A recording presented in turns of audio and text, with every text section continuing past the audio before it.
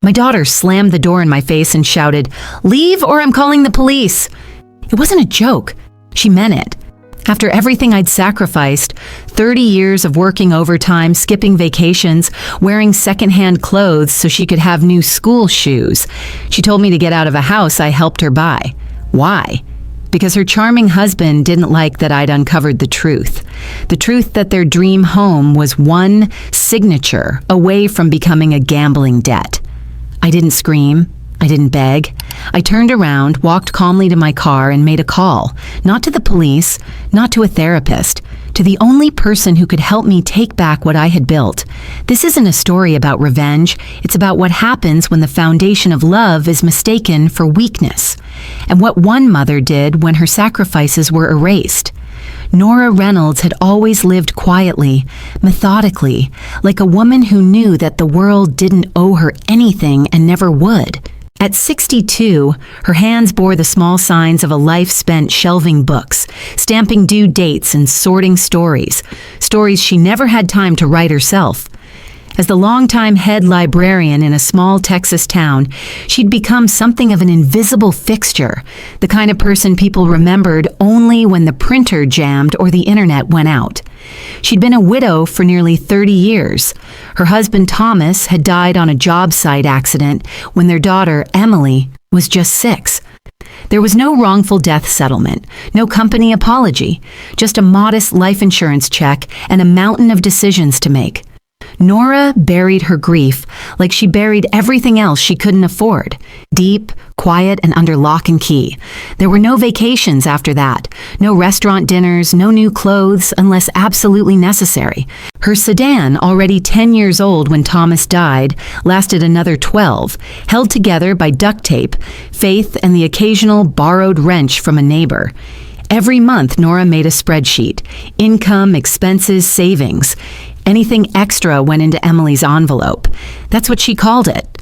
A manila folder tucked into a shoebox under her bed labeled Emily's Future. Inside were grocery coupons, college brochures, and bank slips with modest deposits, dreams itemized and saved in ink.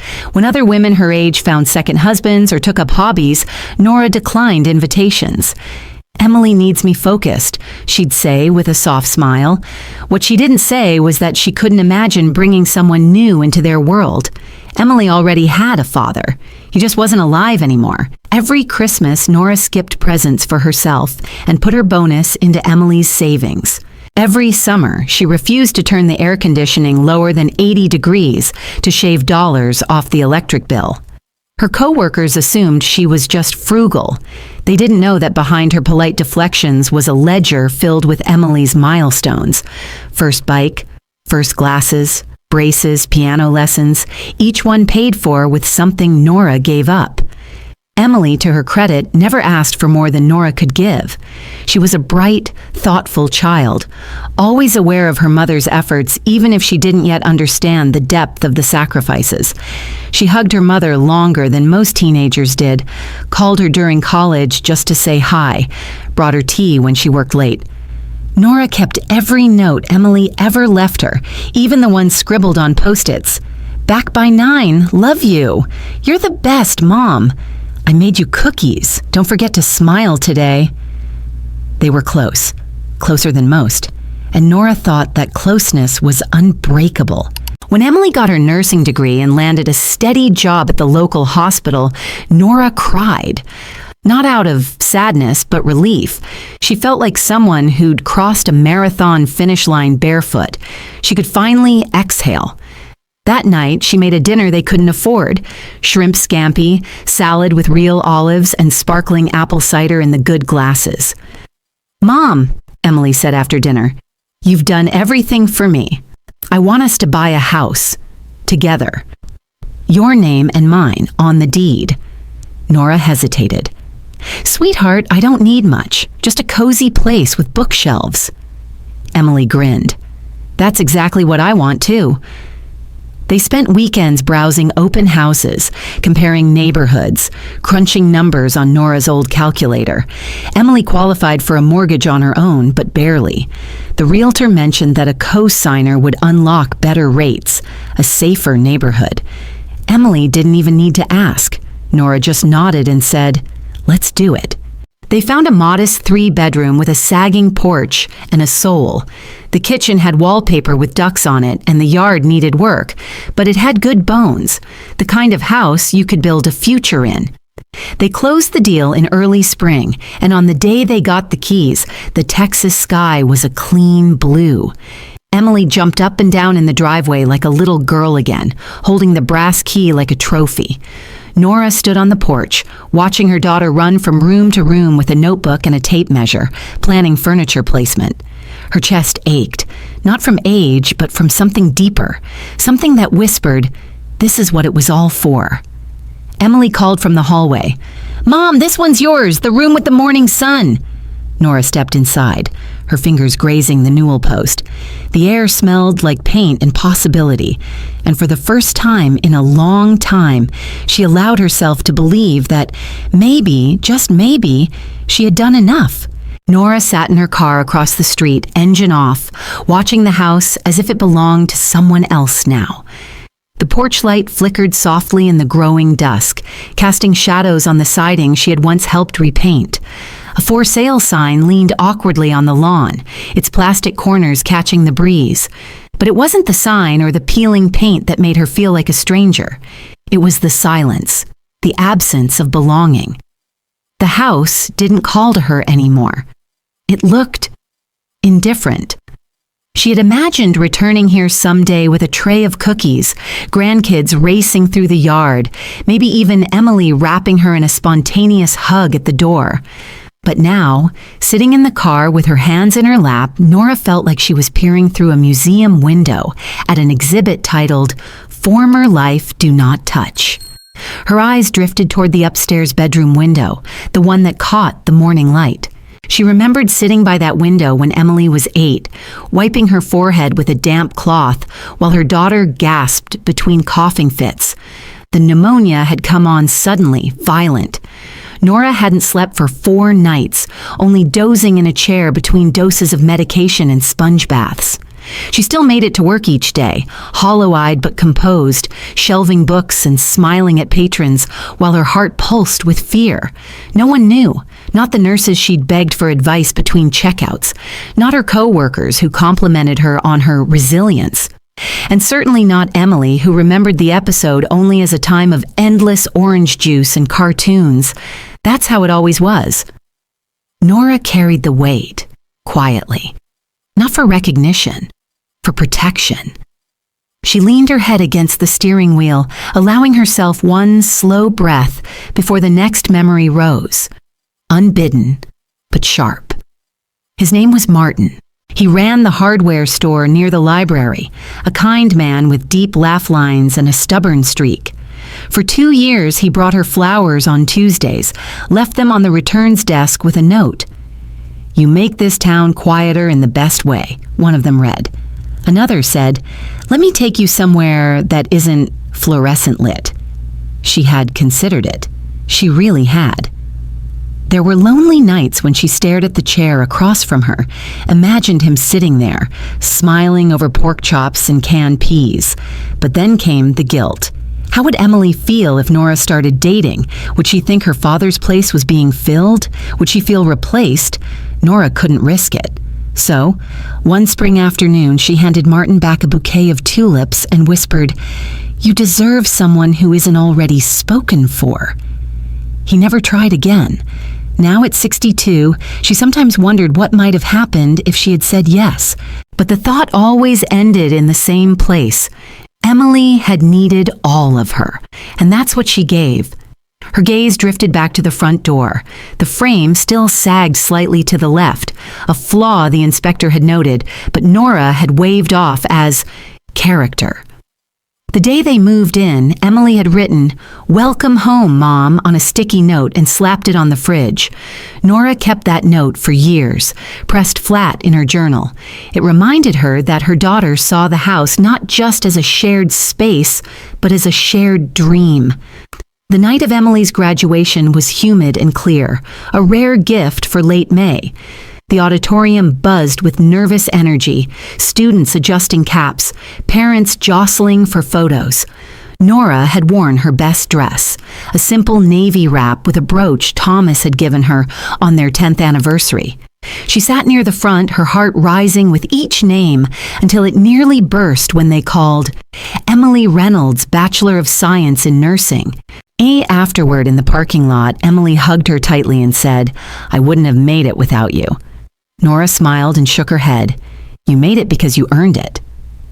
What she didn't say, what she never would, was that inside Emily's purse was a crisp envelope containing nearly all of Nora's savings.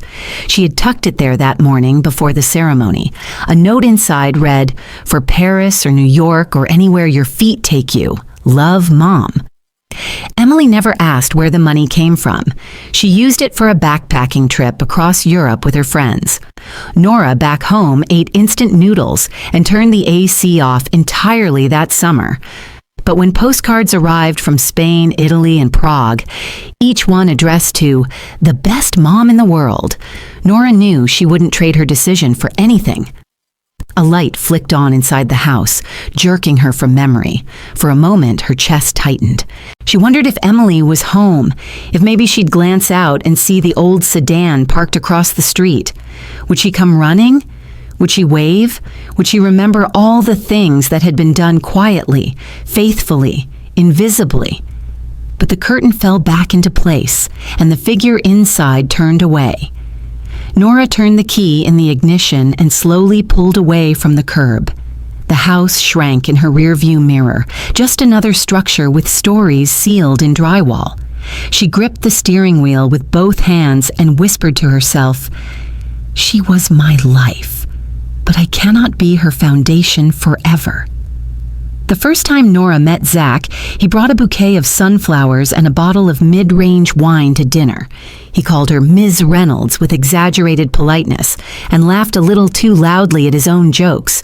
Nora, who had spent her life around polite liars and overdue book excuses, smiled graciously but marked the falseness like a librarian scanning overdue slips, gently, but not missing a thing.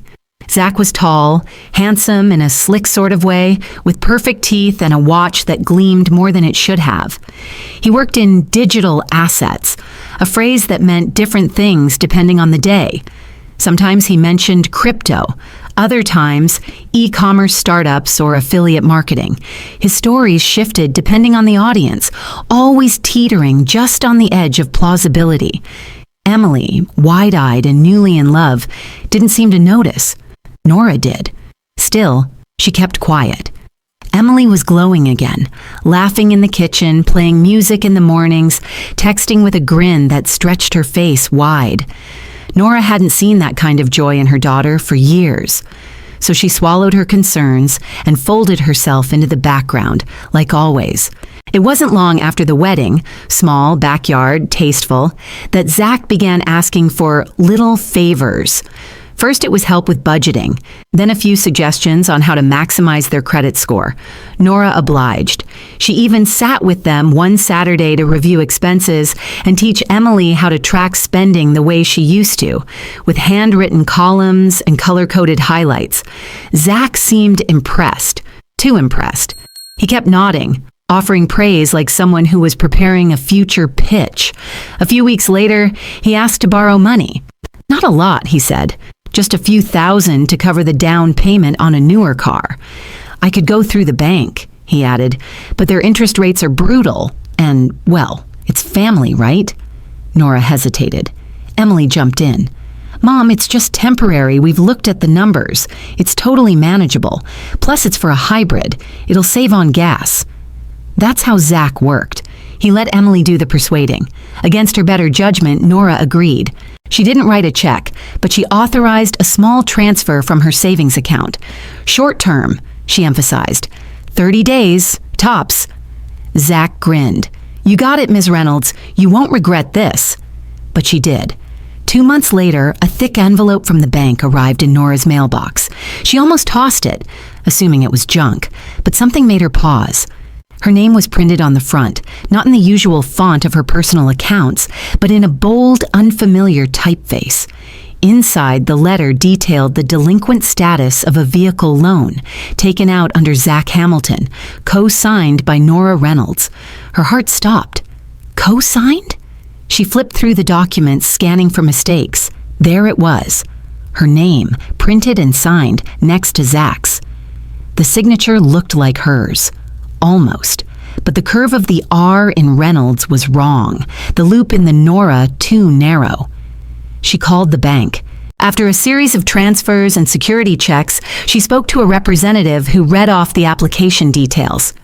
Yes, ma'am, it shows both borrowers, you and Mr. Hamilton. The agreement was finalized in person. In person, she repeated. I was never present for any agreement. Well, the woman said, her voice tightening, someone presented identification in your name. I'll make a note for our fraud department. Nora hung up and sat in her kitchen, staring at nothing. Her tea had gone cold. The refrigerator hummed in the background. For a moment, she wondered if maybe she'd forgotten, if somehow, in the flurry of family and finances, she'd signed something without reading it. But she knew better. Nora didn't forget signatures. She had once returned a library book 7 minutes late and still couldn't sleep that night. Later that evening, she approached Emily gently. Sweetheart, she began, I got something strange in the mail. A notice from the bank about a loan I supposedly co-signed for Zach's car? Emily looked up from her phone, blinking. Oh, yeah, that. Zach said you'd agreed. Nora's stomach turned. Agreed? I never saw any paperwork. Emily shrugged. Well, he said you filled it out with him. Maybe you don't remember. Nora's voice dropped. Emily, I didn't sign anything. The air shifted. Emily's shoulders stiffened. Mom, are you saying he forged your name? I'm saying, Nora said carefully, I want to see the paperwork. Emily crossed her arms. I trust Zach. The words were a slap, quiet, precise, deeply cutting. Nora stood in place, rooted as her daughter walked away toward the living room. Laughter from a show echoed down the hallway. Zach's voice followed a moment later, carefree, as if nothing were wrong. That night, Nora sat in her room, flipping through her financial records, double-checking her memory, looking for reassurance in old statements. But all she found was a quiet ache in her chest and the beginning of a terrible question. What else had they done in her name? The sound of gunfire and shouting echoed from the living room. Zach's online game, loud as always. Nora moved quietly through the hallway, balancing a tray of folded laundry, trying not to disturb his important battles, as he sarcastically called them. She paused near the door, waiting for the next burst of silence before entering, when Zach's voice rose sharply over his headset. God, this lag. Why do I even play here? That old lady sucks the bandwidth just watching knitting videos or whatever. Freaking annoying. He laughed, high and sharp. Yeah, my mother-in-law, she's a sweet one, always peeking over my shoulder, breathing down my neck, like a damn ghost with opinions. She's harmless, just annoying as hell. Then more laughter from his headset friends. Nora stood frozen, her breath caught. Old lady, ghost, annoying. It wasn't what he said, it was the tone. That dismissive, sneering lilt, like she was nothing more than static in the background of his curated life. The tray in her hands trembled slightly, and she took a slow step back, leaving the folded clothes on the hallway bench. She didn't make a sound. That night, she said nothing to Emily. What would she say? Your husband thinks I'm dead weight. It would only spark another round of defensive shrugs and uncomfortable silence. So Nora stayed quiet, retreating to the comfort of her journals, where she logged each strange thing that didn't sit right. A record, just in case. The next week brought another letter, this time from a financial aid service. Nora opened it absent-mindedly, expecting some retirement offer or Medicare pitch, but her eyes stopped on the second line. Financial guarantor approval. Confirmation of responsibility, Nora Reynolds. Guarantor? She read the form 3 times. According to the document, she had agreed to back Zach's application for a line of credit under a small business loan initiative. Her signature was there again. Neat, practiced, and unmistakably not hers. This time, there was also a second page, a signed acknowledgement from Emily stating that she witnessed and verified the co-signer's consent. Nora stared at her daughter's looping signature. That night, when Emily got home from her shift, Nora waited in the kitchen, the paper spread neatly on the table. Emily looked exhausted, hair damp from rain, scrubs wrinkled, but Nora pushed forward. "Sweetheart," she began gently, "do you remember signing this?" Emily blinked. "Is that Zach's loan?" Nora nodded. Emily rubbed her forehead. "He said you'd agreed already. I was late for work. He just told me to sign as a witness. I didn't read it." Nora exhaled through her nose, a long, low sound of quiet restraint. "Emily, that's not how this works. My name is on this. My financial future, my credit, is tied to it." Emily looked embarrassed but didn't apologize. Instead, she reached for a glass. "I'll talk to him," she muttered, but she never did. 2 days later, during dinner, Nora tried again. "Zach," she said carefully, "we need to have a serious conversation about the documents." He didn't even look up from his plate. "What documents?" "The ones you filed using my name, the financial guarantee." Zach sighed dramatically, fork clattering to the plate. "Oh, that! Look, it's already done. You weren't going to say no, right? It's just a formality." Emily shot Nora a warning glance, but Nora pressed on. "It's not a formality when someone forges my name." Zach leaned back, wiped his mouth slowly. "If you don't live here full time, maybe don't act like you run the place. This is our home. We make the decisions." The silence at the table was suffocating. Nora's stomach clenched, but she said nothing more. She picked up her plate, scraped it gently, and excused herself. Behind her, Zach chuckled softly as he reached for the remote. Later that evening, Nora went to the laundry room, needing something to ground herself. Clean clothes, the scent of detergent, a familiar task. She knelt beside the washer, sorting towels, when her hand brushed against something stiff, wedged beneath the appliance. A stack of paper. She pulled it free and froze. Printed spreadsheets, account logs, betting sites, names she didn't recognize but were clearly usernames, amounts, some red, some black, lines of transactions, cryptic entries, Bovada payout, DraftKings loss, bet slip 5x parlay. She flipped through them slowly. Hundreds, maybe thousands of dollars exchanged hands. This wasn't a misunderstanding. This wasn't a phase or a side hustle. This was gambling, serious gambling, hidden gambling. And her house, her future, was the collateral. The following morning, Nora awoke with a weight in her chest that no amount of deep breathing could dislodge. It wasn't fear exactly. It was the clarity that comes when denial finally cracks. She sat at the kitchen table staring at her coffee until it went cold, the betting printouts tucked inside her cardigan pocket like damning letters she hadn't yet mailed. She needed answers, not guesses, not suspicions, real answers. That afternoon, she drove into town, her hands trembling slightly on the steering wheel. She parked outside the small brick building of Heritage First Credit Union, an unassuming place with ivy crawling along the sides and a hand-painted sign in the window that read, "Proud to serve our community since 1952. Inside, the air smelled of toner and lemon floor polish. She spotted Denise behind the counter, an old acquaintance from church who had once co-chaired a bake sale with her. Nora approached, forced a small smile. "Denise," she said softly, "I need to ask you something confidentially."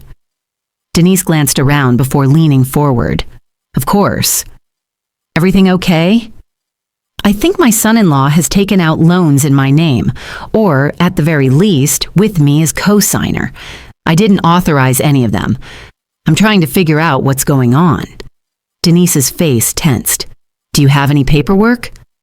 Nora nodded, sliding the copied documents across the counter. Denise took them, flipping through, her frown deepening with every page. "I recognize his name. she said after a moment. Zach Hamilton. He's been in here more than a few times. He's taken out 2 personal loans and a vehicle refinance. I remember he was adamant about including a co-signer to get a better rate. Said his mother-in-law was backing him all the way. Nora's fingers curled into her palms. "Do you remember seeing me here?" she asked quietly. Denise shook her head. "No, ma'am. I never saw you come in with him. But he always had the paperwork ready. Seemed legit. Driver's license, signatures, all matching." Nora let out a breath that shook at the end. Denise reached across the counter and touched her hand. "I'm so sorry, Nora. If it helps, I'll have our fraud department look into it." "Thank you," Nora whispered. "Please don't mention this to anyone. Not yet." She left the bank with her suspicions confirmed, her instincts no longer just uneasy murmurs but screaming truths. Still, before she acted further, she owed Emily a conversation, a real one. No accusations, just facts. That evening, she waited until Zach left to meet some guys. Another vague explanation, probably code for another losing streak. Emily was in the kitchen reheating leftovers, her phone buzzing beside her. "Can we talk?" Nora asked. Emily looked up, her brow creased. "About what?" "About Zach. About the loans. I spoke to someone at the bank today. He's taken out multiple loans, some with my name attached." Emily's eyes narrowed. "Why are you digging into our finances?" "Because my name is being used. Because my credit is at risk. Because I found betting slips hidden in the laundry room." Emily slammed the microwave shut. "So you're spying now?" "I'm trying to protect what I've built, what you're building. This isn't a game, Emily. He's gambling. He's putting everything at risk." "You don't know that," Emily snapped, stepping forward. "You've hated him since day one, always watching him, judging, waiting for him to screw up." "Because he has," Nora said, voice tight. "And you don't want to see it." Emily's face turned red. "Why can't you just trust me? Trust us?" "Because trust requires truth, and I'm not getting any." That silenced the room. Emily turned her back. "Maybe you should go, Mom." Nora stood still for a moment, absorbing the impact. Then she nodded slowly. "I'll pack my things." Still upstairs, she moved carefully through her room, folding clothes with clinical precision. It didn't take long. Her life had always been light on possessions. When she zipped the final suitcase, she paused at her nightstand, taking only her framed photo of Thomas and a small notebook filled with savings calculations. She didn't say goodbye. Emily didn't come upstairs. The house stayed silent. Later that night, Nora unlocked the door to a small one-bedroom apartment she'd found weeks ago, just in case. The carpet was thin, the paint plain, but the lock clicked solidly behind her, and for the first time in months, she exhaled without fear. The absence she left behind wasn't just physical. It echoed. Nora sat in the dim glow of her apartment's kitchenette, surrounded by paperwork, printed loan statements, screenshots from financial websites, correspondence from banks, every piece methodically labeled and organized into manila folders. Her years in the library had taught her how to curate chaos into order, and she approached this with the same clinical precision. She fed the last set of documents into her printer, watching as page after damning page emerged. Zach's digital footprint was sloppy, riddled with patterns and overlaps, borrowed funds disguised as business ventures, names of gambling platforms tucked between technical jargon. It wasn't just dishonest, it was reckless. By noon, she stood outside the law office of Gregory Watts, an old acquaintance from her husband's estate settlement years ago. The brass placard on the brick wall gleamed in the afternoon sun, offering a strange comfort. Watts and Fisher, attorneys at law. Gregory greeted her warmly, if cautiously. "Mrs. Reynolds, it's been a while." "I wish I were here under better circumstances," she said, handing him the folders. He took his time reviewing them, frowning deeply as he flipped through the stack. At one point, he leaned back in his chair and steepled his fingers. "Some of these signatures are very close to yours," he said, but the pen pressure and loop formation are slightly off. You never signed any of these, correct? Not a single one. And this one, he tapped a page from a lender she didn't recognize. This was notarized with someone else present. That's problematic. Nora exhaled. What are my options? You have a few. Fraud investigation, civil suit, possibly criminal charges. But the strongest move might be property leverage. You co-own the house, correct? Nora nodded. It was purchased in my name as co-applicant. I signed to help them get approved. We all live, or lived, there. Gregory's eyes sharpened. Then we have a path forward. Have you spoken to a real estate attorney yet? Not yet. I'll give you a name. Richard L. Chen. Very sharp. If you want to pursue your rights as a co-owner, he's your man. Nora thanked him and gathered the documents, the folder now weightier with clarity. But just as she reached the door, Gregory said quietly, "There's something else in here. Have you looked at this appendix?" He slid a page forward. Nora scanned it. Her stomach turned. "This isn't mine," she said. "What am I looking at?"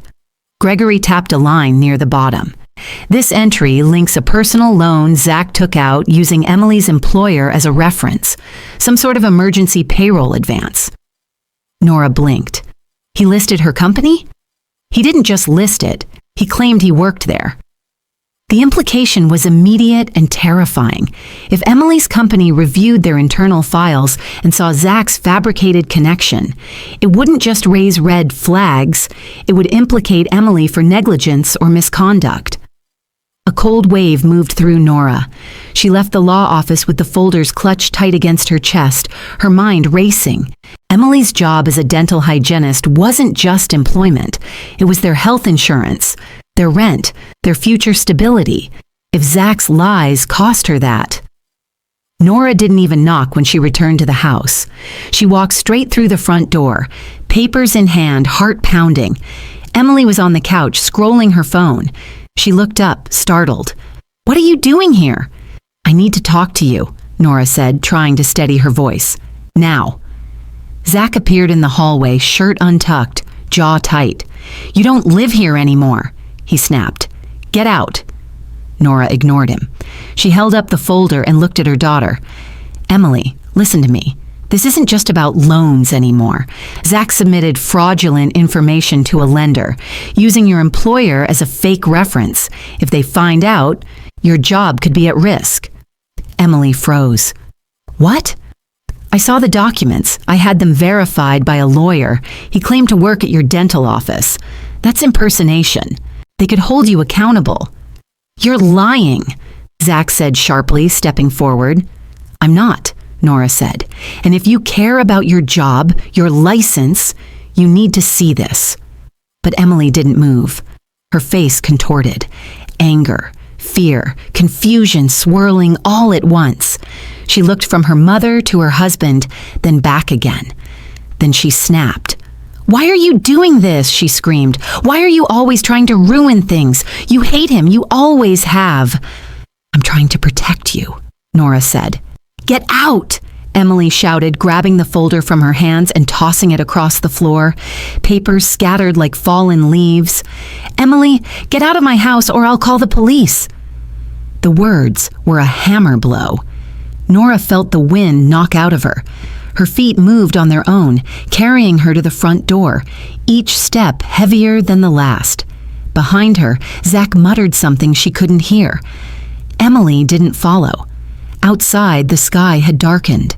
Thunder rolled in the distance, and a few cold drops spattered against her coat. Nora stood on the porch, eyes burning, mouth dry. Then she pulled out her phone. She scrolled until she found the contact Gregory had entered earlier that day. "Richard Chen," she said into the receiver. "I'd like to activate my rights as a co-owner of 1125 Weatherby Lane. It's time." That Monday morning, the sky matched Nora's mood. Gray, relentless, and charged with rain. She parked outside Richard Chen's office, the building quiet except for the ticking of a clock on the wall inside the reception. She sat in the driver's seat a moment longer, the folders spread across her lap like a shield. Proof, not vengeance. Inside, Richard greeted her with a firm handshake. His office smelled of leather and coffee, a contrast to the tension that had become Nora's constant companion. "You called about activating property rights," he said, sliding a legal packet across his polished desk. "Let's begin." He explained the situation precisely. As a named co-applicant on the mortgage, she held legal ownership rights equal to Emily and Zach. That gave her the power to petition for a partition by sale, a court-ordered procedure to sell the property if the co-owners couldn't agree on its use or maintenance. Nora listened, silent except for the occasional nod. She'd been watching the staircase leading to her old home from the car window, memorizing each rail she'd climbed with years of hope on her shoulders. Richard continued, "If they contest, it could go before a judge. If they don't respond within the required window, filing for partition essentially allows you to force the sale." "Meaning they risk losing the house regardless of consent?" she asked, voice steady. "Yes, but the goal isn't punishment. It's to protect your equity and ensure that your investment isn't gambled away." She took a deep breath. "I'm not doing this for revenge. I'm doing it for fairness." Richard smiled just once and began filing paperwork. He walked her through the filing fee, service requirements, timeline. Nora signed each document methodically, the pen gliding like the final stroke on a years-long plan. When the petition was typed, stamped, and ready, he handed her a copy. "Service must be issued within 5 business days," he said. "If they don't respond within 30 days of service, we'll proceed with default judgment." Walking out, Nora felt the air shift. She carried something else now besides memories. She carried momentum. Back in her apartment, the phone rang. The caller ID showed Emily's name. She stared at it for a moment before answering. "Mom, please stop this. I'm begging." The voice cracked with hysteria, panic layered under desperate pleading. It shook Nora more than Zach's threats or the house's indifference had. "I'm not trying to hurt anybody," Nora said carefully. "I'm trying to save what we've built." "It's our home," Emily yelled. "He's my husband. He's my life. Do you know what you're doing?" "I know everything he's done. Think of me. You're going to ruin all of us." "Maybe this will finally make you listen." A moment of silence followed, dense and fracturing. Emily whispered, "I love you, but I love him too."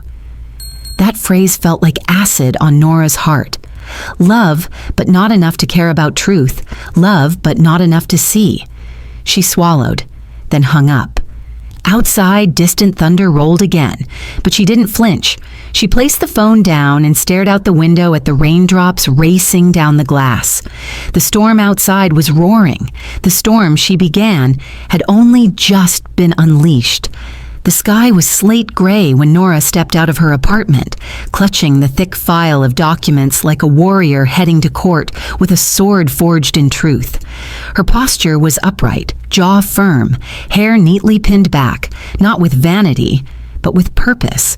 This was no longer a confrontation of hearts. It was a legal war, and she was ready. At Richard Chen's office, she laid each folder on the table like presenting evidence to a jury. Richard examined them in silence, nodding occasionally. "These are thorough," he said finally. "You've built a case strong enough to crack stone." "Then let's file," she replied. "I want it official. I want protection." With precise efficiency, Richard guided her through the documents. Petitions, affidavits, the formal motion for partition by sale. She signed each page without hesitation, her signature looping clean and steady across the bottom right corners. After the last pen stroke, she pushed the papers toward him. "Done," she said. "What's next?" "We file today," Richard replied. "Then wait for the court to assign a case number. Once the defendants, your daughter and her husband, are served, they have 30 days to respond. If they ignore it, we move forward without them. And if they fight, then we go to court," he said, voice calm. "But remember, you're a legal co-owner. They can't refinance, sell, or alter the property without your consent. They're boxed in." Nora's mouth twitched at the corner, not quite a smile, just resolve. That night, Nora sat by her small kitchen table, rereading the stamped petition when there was a loud knock, 3 harsh bangs that rattled the door like gunfire. She stood, her heart hammering. When she peeked through the peephole, Zach was on the other side, fists clenched, face red, lips pressed in a tight, trembling line. She opened the door slightly, chain still latched. "What do you want?" she asked coldly. His voice slithered through the crack. "You think you're smart, huh? Trying to take our house? After everything we've done for you?" "Everything I've done for you," she snapped. "I'm not afraid of the truth." Zach slammed his palm against the doorframe, making the chain jolt. "You better stop this lawsuit. You think a little paperwork makes you untouchable? Old ladies fall all the time. Accidents happen." Nora froze. "You're threatening me?" he smirked. "You tell me." "I'm calling the police," she said. "Do it," he snarled. "See who believes the woman who got kicked out of her own daughter's house." She slammed the door shut, locked every bolt, then stood against it, breathing hard. Her hands shook as she dialed 911. When the officer arrived, she filed a formal report, citing threats and prior harassment. The officer nodded as she detailed the encounter, assuring her that a restraining order could be pursued if needed. By morning, the fear had simmered into fury. At Richard's office, she shared what happened. He didn't flinch. "This only strengthens your case," he said. "If they resort to intimidation, it shows desperation, and if he makes another move, we can request court protection." Nora nodded, but something in her burned brighter. "You said I'm a co-owner," she said. Can they do anything with the house without my signature?" "No," Richard said firmly. "Not refinance, not sell, not legally borrow against it. You have equal rights to every brick in that building." For the first time in weeks, Nora's breath came easier. She wasn't just a mother begging to be heard. She was a stakeholder, a protector of her investment, a woman who had earned her ground. Court was scheduled for the following week. The morning of the hearing, Nora dressed with deliberate care. She pulled out the navy blue suit from the back of her closet, the one Emily had given her for Mother's Day 6 years ago. "For when you want to feel powerful," Emily had said back then. The jacket still fit, the sleeves a little loose from recent weight loss, but the message sewn into the fabric hadn't faded. She stood before the mirror, adjusted the collar, and nodded to herself. Outside, the courthouse loomed in the distance. Today, she wasn't walking in as a fragile mother hoping for kindness. She was walking in as a plaintiff. The for sale sign was planted in the front yard on a quiet Wednesday morning. It stood tall and bright against the freshly mowed lawn. White post, red lettering, bold contact number at the bottom. Below it, a smaller tag dangled. Court-ordered sale. That last part made it sting more than anything. Not by choice, not relocation, but the cold stamp of legal reality. Emily stood on the porch, staring at the sign, arms crossed, her face pale. Inside the house, Zach raged. He threw open the hallway closet, slammed it shut. "They don't have the right," he yelled, pacing. "She's bluffing. This isn't how family treats family." Emily didn't answer. She just kept looking at the sign like it might disappear if she stared long enough. Later that afternoon, she called Nora. Her voice cracked the moment Nora answered. "Mom, can we talk?" Nora paused. "You're talking now." "Please," Emily whispered. "Don't sell the house. We've fixed everything. Zach's getting help. We can refinance, make things right. Please." "It's not just about money anymore," Nora said calmly. "It's about trust, about knowing my name isn't being used to build a house of lies." "He's changed." "Has he?" Emily went quiet, then sobbed into the receiver. "You raised me here. Every corner has memories. I don't want to lose it." "I didn't want to lose you either," Nora said softly. "But here we are." They hung up without resolution. That weekend, 2 realtors came for the first walkthrough. Zach followed them from room to room, muttering under his breath, arms folded, eyes narrow. Emily trailed behind with a clipboard, trying to keep the tension from suffocating the air. The realtors made notes about the kitchen upgrades, the hardwood floors, the oddly placed gaming setup in the living room. "What's that room for?" one asked. "His," Emily said tightly. Zach glared. Zach. By Monday, whispers had started in the neighborhood. The walkers next door asked casually, "Everything okay over there?" while watering their roses. 2 houses down, the Tran family suddenly stopped inviting Emily and Zach to monthly potlucks. At the local grocery store, Nora overheard someone say, "I heard it's a forced sale. Something about fraud." Emily's co-workers started asking questions too. Was it true? Was the house being taken? Was she in trouble? The walls weren't just talking. They were screaming. And through it all, Nora sat in her modest apartment sipping coffee, reading the morning paper. She didn't gloat. She didn't smile. She just waited. For years, she had patched cracks, held beams together, sacrificed comfort to keep a roof over their heads. Now the walls were crumbling, but not because she pulled them down. They were collapsing under the weight of lies. The realtors returned, this time with 2 appraisers. Clipboards in hand, they moved through the house, taking precise notes, photographing corners, ceilings, closets. One measured the baseboards, the other tested water pressure in the kitchen. Zach trailed them like a storm cloud, his voice sharp and rising. "You think I'm gonna let you judge my home like it's some foreclosure dump?" he barked.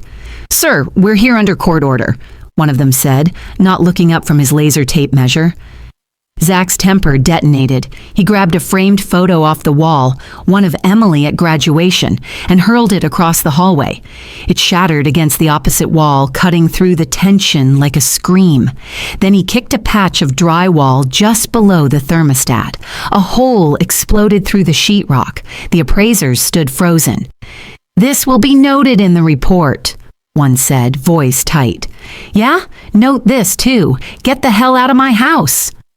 The damage was cosmetic, but real, and it cost them.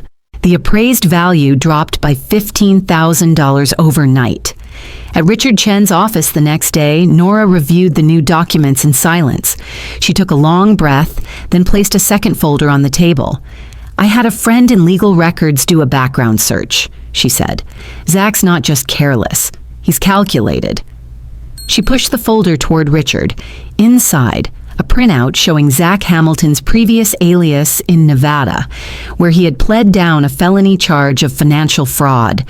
The name matched his old business, a startup investment scam that dissolved after complaints were filed. He'd served 18 months probation and moved states, changed names, restarted his life with charm and lies. "Emily doesn't know," Nora said. "She's living with a stranger." Richard whistled low. "This strengthens your case. If he tries to stall the sale legally, we can use this." That evening, Emily stood in the living room, the broken drywall patched clumsily with cardboard. Zach sat in his gaming chair, eyes locked to the screen, headphones on. Emily watched him from the doorway. Then she walked silently to the office. She hadn't been in that room in weeks. Zach had set it up as his personal space. "Don't touch anything," he always said. But tonight, she touched everything. She opened his drawer, thumbed through the receipts. Then she moved to the computer. It was locked, but she knew his password. He used the same one for everything. Inside, dozens of folders lined the desktop, some labeled innocently: finances, taxes, projects. But one stood out: loyalty accounts. She clicked. It wasn't airline points or grocery coupons. It was screenshots, poker wins, bets placed on sports sites, PayPal transfers to offshore accounts, casino bonus claims. Some were weeks old. Others dated back months. The most recent? Yesterday. She clicked through them, numb. Her throat burned, heart pounding, ears ringing. She printed 3 pages and slipped them into a drawer. Then she went back to the living room and watched Zach lose another game. That night, long after he'd gone to bed, she stood on the back porch and dialed a number she hadn't called in weeks. It rang once, twice, then voicemail. Nora's voice. "Hi, you've reached Nora Reynolds. Please leave a message." Emily didn't speak. She held the phone to her ear, silent, the hum of the voicemail giving her just enough warmth to feel something like safety. She didn't leave a message, just hung up, leaned against the porch rail, and cried. The closing took place on a Thursday morning under the calm hum of fluorescent lights and legal pleasantries. Nora arrived 10 minutes early, dressed in the same navy blue suit, her face unreadable. Richard Chen greeted her with a crisp handshake and led her to the glass-paneled conference room, where the transaction would finalize everything.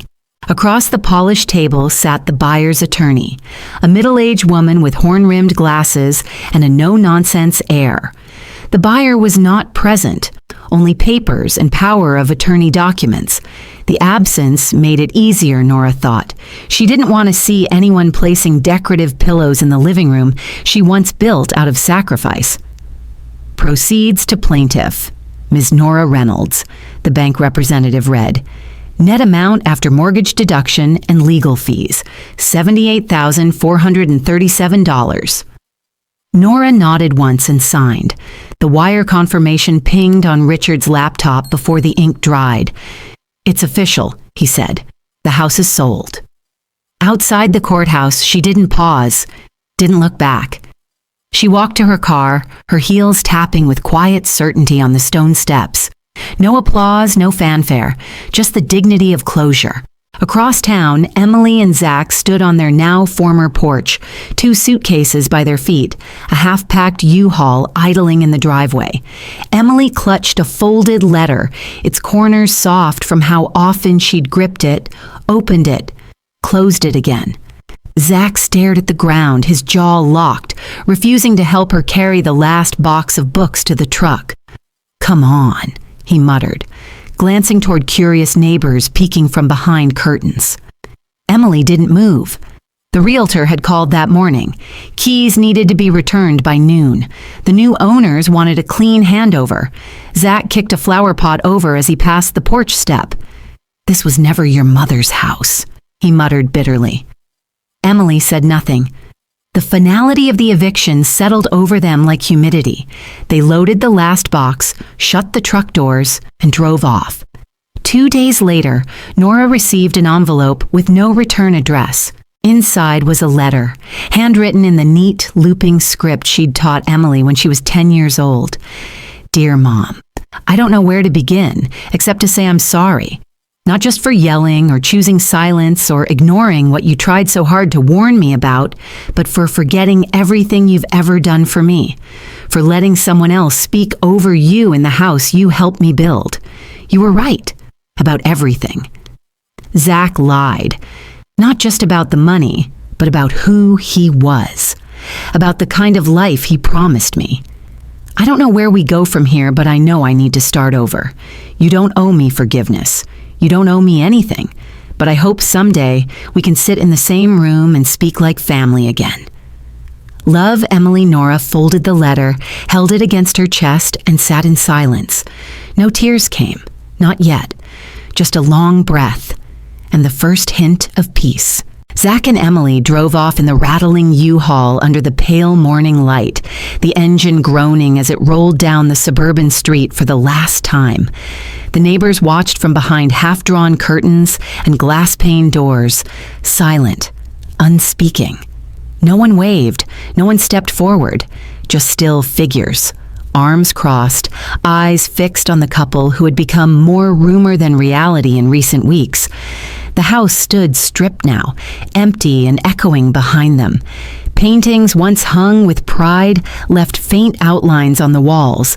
Dust had settled in the corners where furniture used to stand.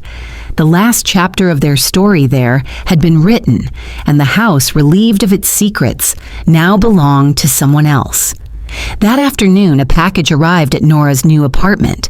Inside, a single envelope, no return address. But this time, she didn't need one. She sat down, unfolded the paper, and read slowly.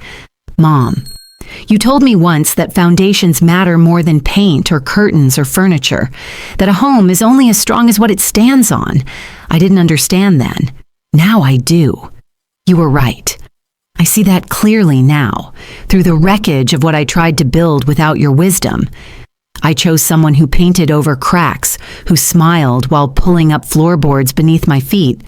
I chose wrong, but I want to learn. I want to rebuild, not just a home, but a life worth living. If there's still a place for me in yours, even just a sliver, I'll find my way there one step at a time. I love you. Emily Nora sat still for a long moment, letting the words echo in her heart. She folded the letter carefully, placed it in a wooden box on her nightstand. She didn't call. Not yet. Some rebuilding had to happen in silence. The new apartment was small but comfortable, tucked within a quiet senior community outside the city. More a retreat than a complex. It wasn't luxury. It didn't need to be. The furniture was secondhand but solid, the neighbors polite but not nosy. The view from her balcony stretched out over a modest garden that volunteers tended once a week. Most days she woke early, brewed coffee and read the paper while classical music hummed in the background. She planted herbs in terracotta pots, basil, rosemary, mint, and took quiet pride in watching them take root. One afternoon, as the sun dipped past the rooftops and turned the sky to watercolor, Nora stepped out onto her balcony with a small watering can. The basil had started to bloom. The mint was thick with fragrance. She poured water carefully, her movements deliberate. Then she sat, the warm ceramic of her teacup nestled between her palms. The steam curled in the golden light, catching the edge of her smile. The apartment behind her was quiet. No footsteps pounding upstairs, no slamming doors, no whispered arguments or unspoken tension threading the air. Just the click of wind chimes and the hum of bees.